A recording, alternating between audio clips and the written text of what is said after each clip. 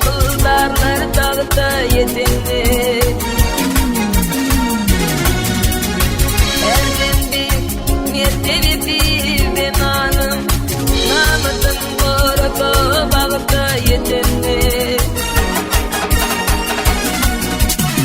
Ağlı birey adam batırınıp bilinir, hileger kazanıp yetirinip bilinir.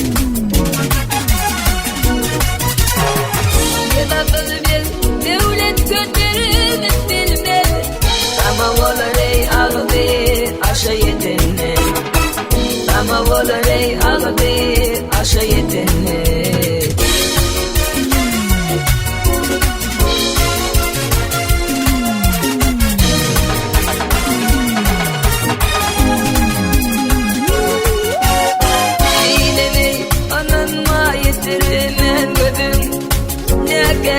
Yanından zarar yedim.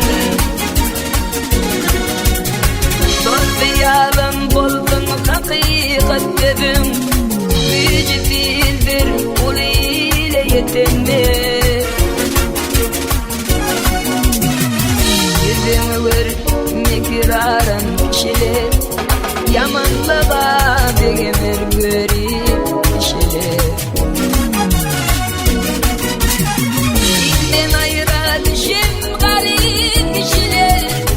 Aytan dünya gelir ile yetinler.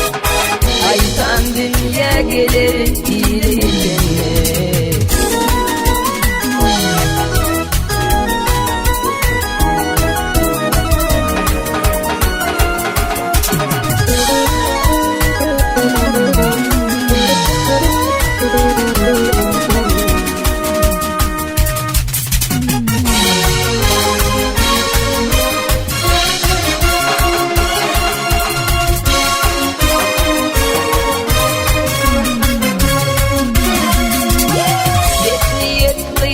Geç adam katanlar, ağdı bir ot yolu ağlatanlar. Bile bilenin hep adamı çatanlar, tova gelmez başı göre yetimler. Geriye topuk dönür adam için, mukaddefat yoktur tit adam için. Ağaçıke bu ne bir